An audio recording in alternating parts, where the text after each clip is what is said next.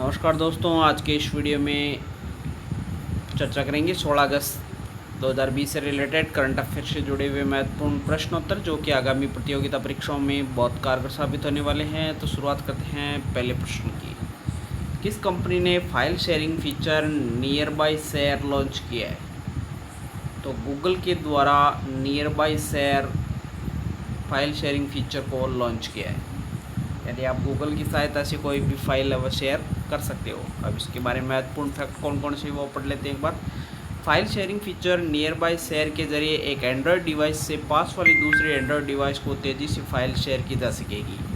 जिस प्रकार व्हाट्सएप और टेलीग्राम पर फाइल शेयर की जाती है, उसी प्रकार आप गूगल पर भी नियर बाय शेयर की सहायता से फाइल शेयर कर सकते हैं। ये किसी एक ब्रांड के स्मार्टफोन पर नहीं बल्कि सभी एंड्रॉयड डिवाइस पर काम करेगा। गूगल एक तरह का इंटरनेट सर्च इंजन है, जबकि इसकी स्थापना सितंबर 1998 में हुई थी। गूगल का मुख्यालय कैलिफोर्निया यूएसए में है। संस्थापक सर्गेई ब्रिन और लैरी पेज है। वर्तमान सीईओ सुंदर पिचई है।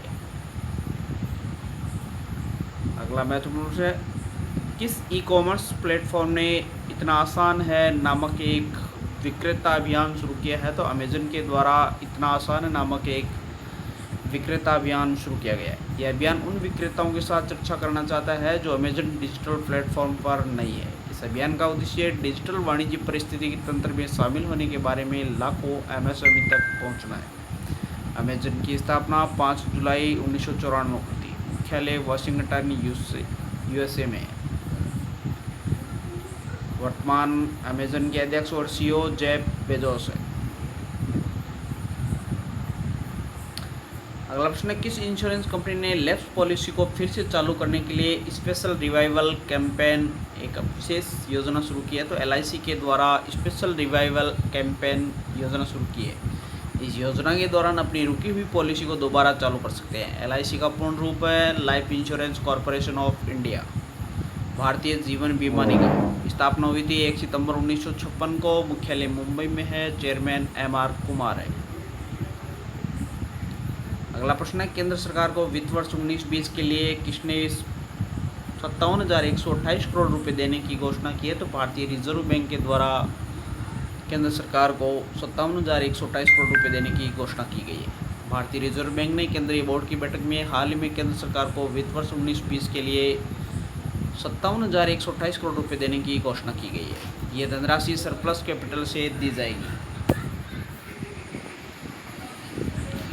अगला प्रश्न, भारतीय मूल की किस महिला को अमेरिका में राष्ट्रपति चुनाव में राष्ट्रपति पद के लिए अपना उम्मीदवार बनाया गया? तो कमला हैरिस को अमेरिका में राष्ट्रपति चुनाव में राष्ट्रपति पद के लिए उम्मीदवार बनाया गया है। भारतीय मूल की कमला हैरिस को अमेरिका में राष्ट्रपति चुनाव में राष्ट्रपति पद के लिए डेमोक्रेटिक पार्टी के उम्मीदवार जो बिडेन ने अपना उम्मीदवार बनाया है। भारतीय मूल की कमला हैरिस इस पद के लिए चुनाव लड़ने वाली पहली अश्वेत महिला होगी।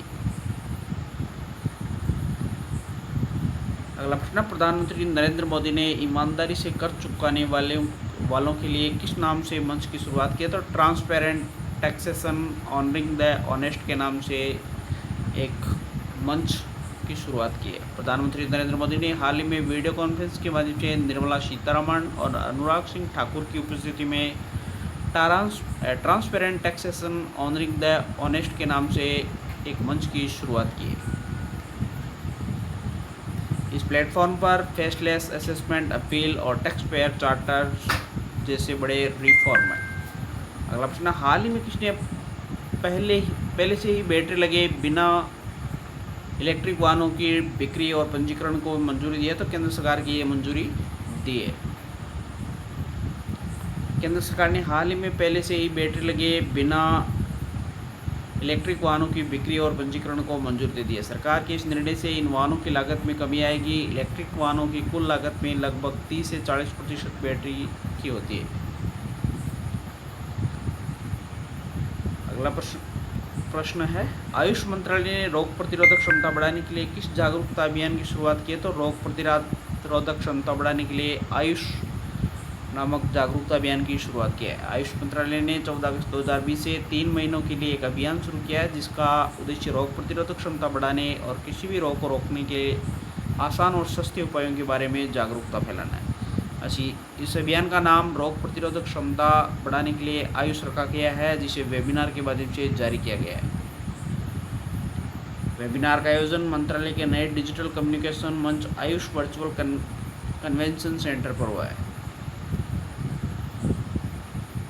अगला प्रश्न है, हाल ही में 15 अगस्त 2020 को प्रधानमंत्री नरेंद्र मोदी ने लाल किले से प्रधानमंत्री के तौर पर देश को कौन सी बार संबोधित किया? तो 7वीं बार प्रधानमंत्री के रूप में संबोधित किया है। 15 अगस्त 2020 को भारत भर में 74वां गणतंत्र दिवस मनाया गया है।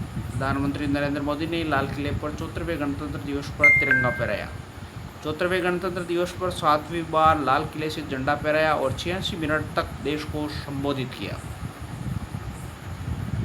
प्रधानमंत्री मोदी 7 साल में लाल किले से अब तक 9 घंटे 24 मिनट का भाषण दे चुके हैं।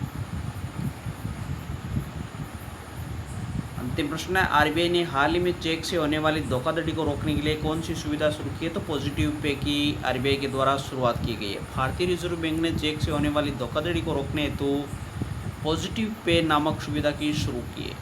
गवर्नर शक्तिकांत दास ने कहा कि चेक से लेन देन में धोखाधड़ी रोकने के लिए बैंकिंग प्रणाली में पॉजिटिव पे फीचर उपलब्ध करवाया जाएगा। ये थे करंट अफेयर से जुड़े हुए महत्वपूर्ण प्रश्न जिन पर अपन ने विस्तार से चर्चा की है। उम्मीद करता हूँ ये वीडियो अच्छा लगा होगा। अगर वीडियो अच्छा लगे तो लाइक, शेयर और सब्सक्राइब जरूर करें। Thank you.